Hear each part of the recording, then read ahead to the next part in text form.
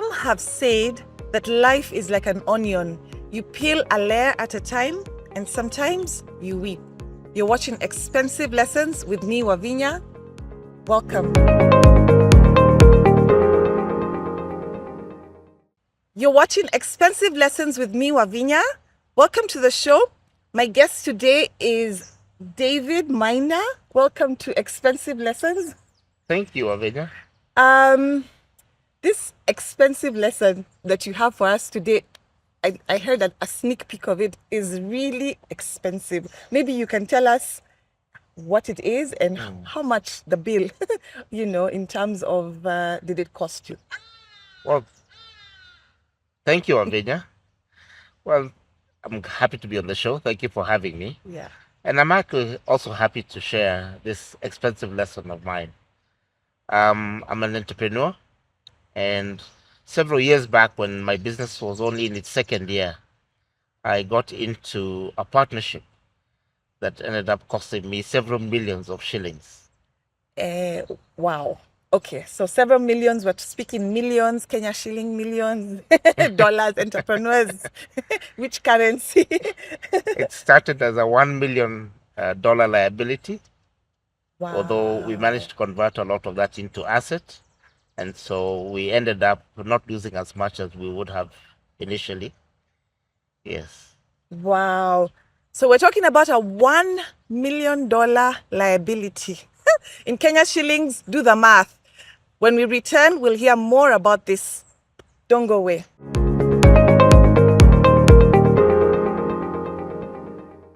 Welcome back to Expensive Lessons. Today, my guest is David Maina. We're speaking to him about his $1 million liability expensive lesson.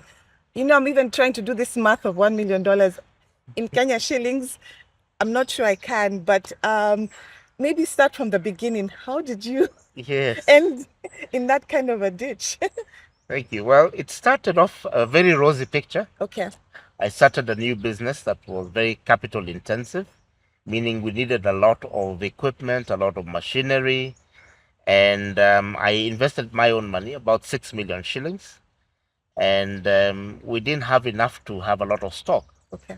So we approached one of our manufacturers. Then we had taken the approach that we wanted to be the best in the market. So we went out and looked for the best manufacturers they are, and we found one. Okay. In North America. Oh, okay. And so you didn't even go China. You went to North America. Wow. Yes. Yeah.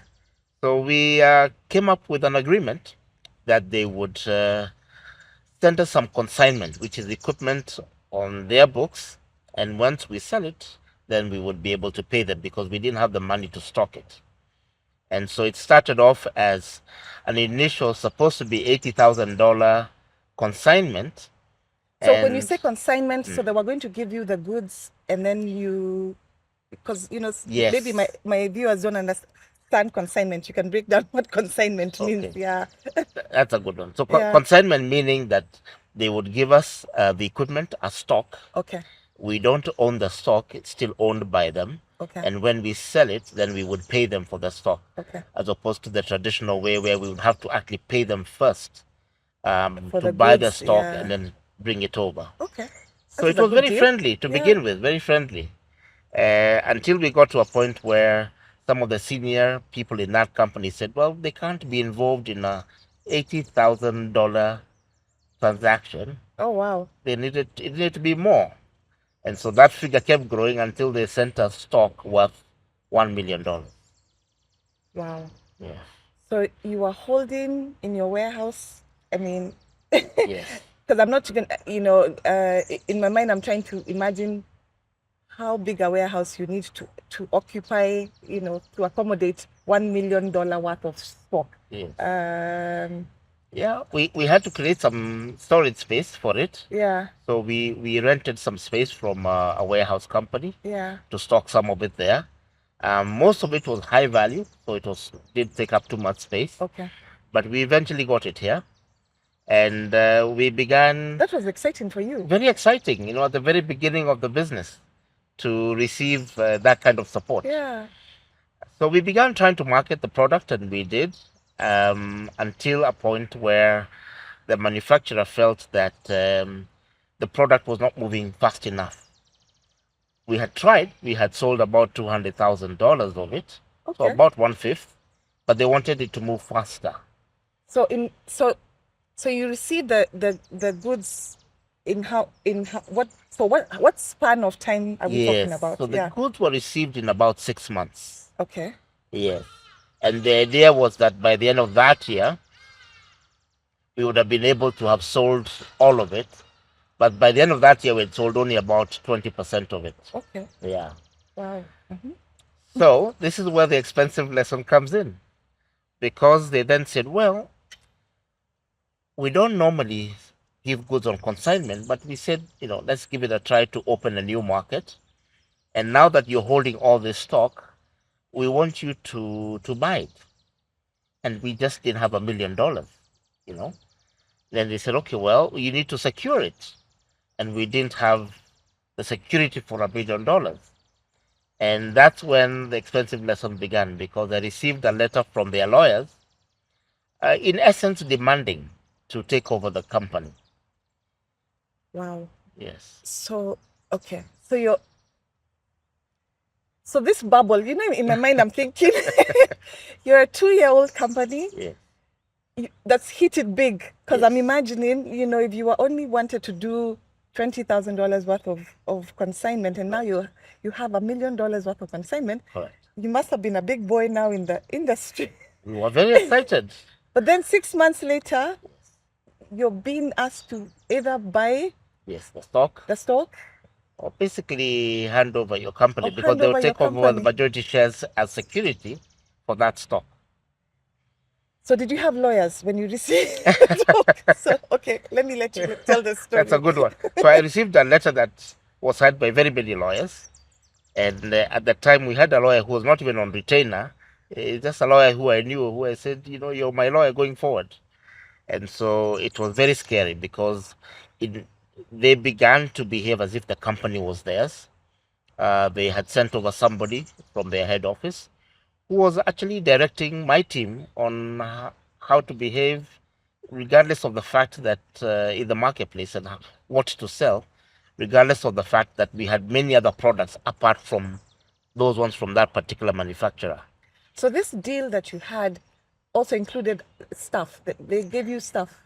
So initially it did not. They were using my stuff, but then they said that the value of the goods was so much that they needed to bring on board their staff, but they would pay their staff. So they also brought on board Mzungu. an accountant, no, a Kenyan. Oh, okay. A Kenyan accountant who had studied in the US. And slowly by slowly, they began actually directing the affairs of the company, because when the accountant came on board, we have to have them as a signatory. They became a senior manager who would give instructions to the other staff. In that 6 months?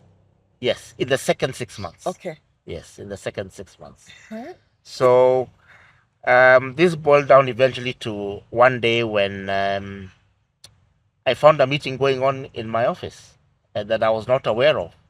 We normally reported at 8. Apparently, there was a memo people to report at 7. I never got that communication, so I got to the office and found the manufacturer conducting a meeting in my office. And when I tried to protest, he suggested that I suggested we meet in my office. We got in. He asked that I shut the door, and I proceeded to shut the door. But on turning back, the visitor was sitting in my chair and telling me how things were going to go. So it was basically what you call an attempted hostile takeover. Wow. Okay. So,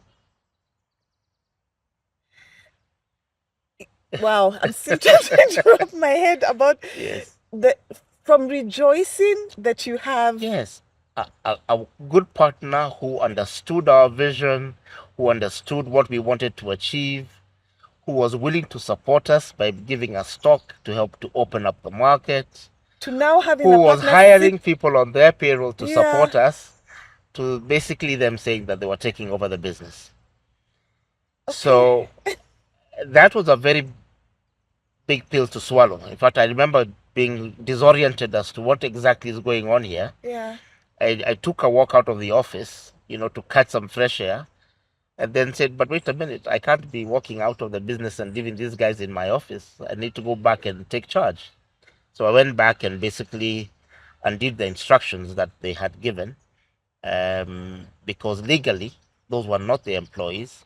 I had given them appointing letters, and we had no contract that had said that that stock could be converted in any way, shape, or form into a debt or into equity or shares. Wow. David, hold that thought. We need to take a short break. When we return, we will be hearing more on the continuation of this 1 million debt liability that David took upon himself and the company, and what happened next. Don't go away.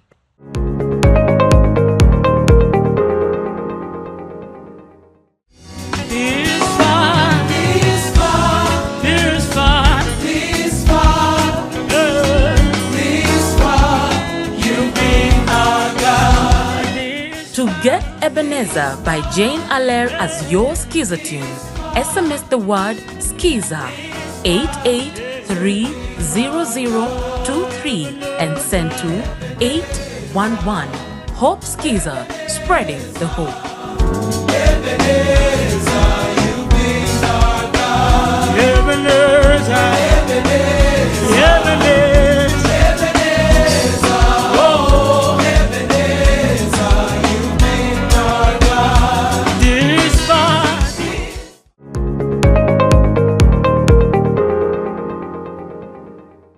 Welcome back from the break. For those who are joining us, we're watching Expensive Lessons. My guest is David Maina. He's sharing with us his expensive lesson, which had to do with being made to take on a liability of $1 million. So before we went on the break, you Yes. had gotten to a juicy place which you called hostile takeover. You've come to your office. The meeting is now being chaired by your partners. Yes. And now you've retreated back to your office. So, Yes. So the so-called partners were actually just manufacturers supplying us with equipment. yes. And I find them conducting a full-blown meeting in my office, which I was not informed of, and giving directions to my team on how they should sell their products. Yet we had other products, of course, that the team needed to focus on as well. Yeah. And we left off at the point where I get into my office to have a chat with this gentleman from the manufacturer's office, and with a lot of audacity, proceeds to sit in my chair Wow. and remove from his briefcase a letter from their lawyers demanding that either I pay for the consignment, the $1 million dollar consignment, or that I provide a collateral. And the discussion then proceeded to suggest that I would need to hand over the company to them so that they can secure their $1 million assets in stock. Wow. So, when he's given you this letter, did it have a timeline for when you were supposed to do this? Yes, it did. It demanded that I act upon those guidelines within the next 21 days. So in 3 weeks. Less than a month. Yes. Okay. So then, of course, you can imagine the shock. We proceeded to have some very heated discussions about this, and the expensive lesson began there. It began dawning on me that I had overtrusted a manufacturer who said, we are going to send you goods on consignment whenever you get to sell them. We never had an agreement on timelines. We did have an agreement that if the one sold within X timeline, that they would become an inherited liability on my part. And neither did we have any instrument to suggest the things that they were proposing, such as a convertible note where you could actually convert that liability into an equity stake for them. Yeah. So what did you do? So it became a legal issue. I had to consult lawyers and figure out where they were coming from and if they had any legal standing to demand what they were demanding. Yeah. And we found that they didn't. They just didn't have that legal standing. And so within the next few weeks, it was a bit acrimonious because we were quite merged. Remember, there were signatories to the account because they were funding the operations of marketing these products, which was the majority of the money coming into the company. So you had made them signatories to your accounts? Yes. Wow. Yes, because when we Yes, of imported the course. equipment, it came in through the name of the company. So they were pretty much, they were like the camel Yes. story. For one leg in and then another one. Yes, and first then... the head, then the shoulders, then the whole body. So that, yes, became apparent, I think, also to their side that, we weren't gullible and we were not just going to turn over the company to them. But did they give you an alternative to maybe bring someone else on board, sell these things? Or No. The two options were either pay up or cede equity in the company, basically. But we came to realize that there was an agenda behind that. The individual who had been seconded from the manufacturer to come and do this was contemplating retiring in Kenya, and this was supposed to be his retirement package, so that he can have a company to justify an expatriate salary while he was here in Kenya. Wow. Okay. So now you got your lawyers. Yes. In my mind, I'm thinking, so if they're signatories to your account, so are you able to access money at this point? What's going on with the business at this point? For about 2 weeks, there was turmoil because we weren't on the same page, and they were intent on taking over the company because they basically realized that I didn't have $1 million, Yeah. and neither did I have any collateral that would amount to that amount. Yeah. And so the intent was really to take over. Okay. But when they realized it wasn't working, Yeah. everybody had to sober up, and we had to come back to the table and discuss how do we then go forward. Now that's the how is the part that I'm now waiting for, because I've been holding my breath. I'm thinking, how did you get out of all of that? It was difficult, but it involved as an entrepreneur, as a business owner. You do have to sober up, get the right advice. I got good commercial advice on contracts and realized we did not have any agreement that could give them the standing to demand that. I got good legal advice that told me that this was not actually a liability on my part and could not be assumed to be a liability on my part just because they said so. Yeah. And so we had to negotiate how to go forward. We both had an interest. The common interest was to get these solutions into the market by selling them. Yeah. So we went back to the original plan and tried to do so. And still with a few twists and turns here and there. Wow.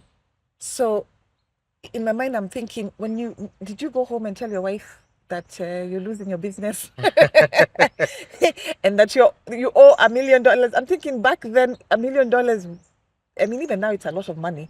You're probably thinking, even if I sold my car, my house, yes, whatever. your plots, they might not get to $1 million at that time. It was very difficult, especially because we had welcomed these people as potential partners in the business, as people who are helping us to grow the business. We had invited them to our home. We had dinners with them, and we were even traveling into the region with them. At one point, this individual invited his wife to come, and they had a safari, and we also took them round, and we took a trip down to South Africa to introduce them to one of our partners there. So these were your friends? They were friends, yes. Wow. So it was a difficult challenge to be able to walk out of that in a healthy way. Yeah. But we eventually found a good way forward, which was we agreed that we would continue on consignment and that we would recognize the debt, that if we take on the consignment, it's a debt, and that we would pay it off as we sell the equipment, which we did. So after how long? Because now, we were already a year into the deal. Yes. 6 months, the goods come. Another 6 months, you've sold a fifth. Yes. So at what point now did you eventually get to sell the entire 100% of the consignment? So basically, after that first year, and we found a way to agree a way forward, it took us about two years, slightly over 2 years. So this relationship had to continue It for took a while. And then there was another challenge because our books had gotten entwined. There was money that was coming from our operations into the accounts. There was money coming from them. We need to figure out how do we categorize the money coming from them? How do we separate the two, activities and the two entities? And so that took a while with our auditors, but eventually we got the books cleaned up, and we were able to. It sounds like a move messy on. divorce. Yes, it was a separation. Yes, because we didn't divorce completely. We continued the supply relationship, Okay, great. and the challenge is because you already have a relationship with your customers who are using the product. Yeah. So you don't want to cut off the relationship with the manufacturer. You want that to continue so that you're able to serve your clients, as best as possible Yeah. and with continuity. Yeah. Yes. Wow.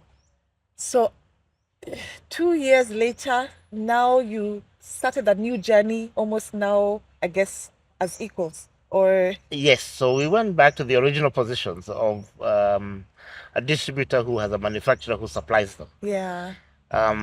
But it was time to take stock. It was time to say what went wrong here, and three things stood out. One was the fact that we took the relationship with rose tinted glasses. We only looked at the positives, and so we didn't get into detailed contracts. And had we gone into that exercise, we would have discovered some gray areas that needed to be addressed legally. Yeah.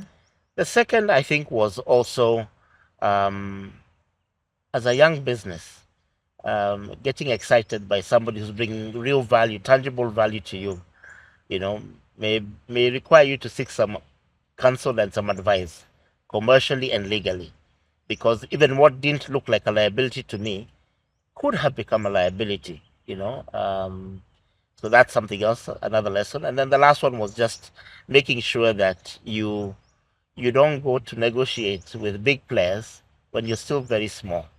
Try and grow the business a bit, build some equity, have enough Yeah. muscle to be able to carry your weight on the table or in the room. Wow. So in hindsight, there were some very good lessons to be learned here. And I think the first lesson was be careful. When you get into partnerships and things sound like they're too good to be true, they probably are too good to be true. Do your due diligence, make sure that you check all the boxes, and before you partner with anyone, get good advice. I think the second lesson is get professional advice, commercially and legally. What may not look like a liability to you could be, and you won't be able to tell that unless you have some professionals advising you. So speak to auditors, speak to lawyers, speak to financial consultants. Sometimes we don't want to pay these fees, but it's money well spent, and it will save you a lot of headache, time, and possible loss.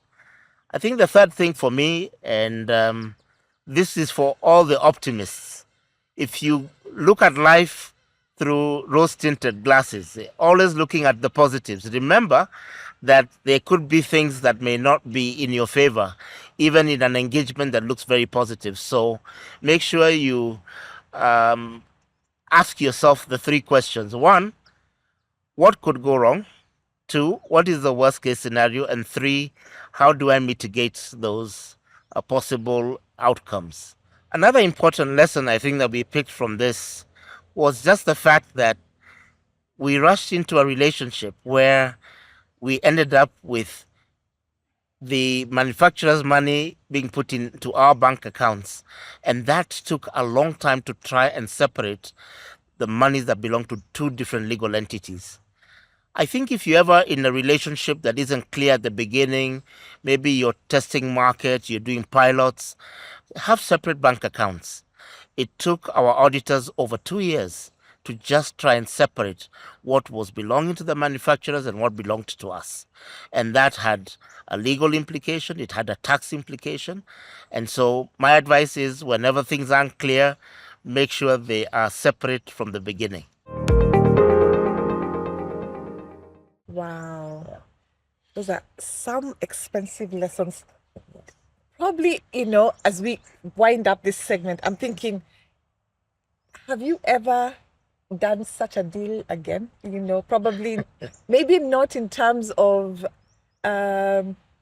taking on that kind of liability, but now, venturing into $1 million businesses. I from that experience, several quotes stand out to me. There's a quote that once bitten, twice shy, and there's a joke that how do porcupines mate? Carefully. And so I would approach business in a very careful way when it comes to partnerships. Before you partner with another entity, look at the pros, the cons, and ask yourself, what's the worst case scenario? Yeah. And then from there, begin to build the touch points of the relationship. Yeah. So I have partnered with others since then, but very carefully.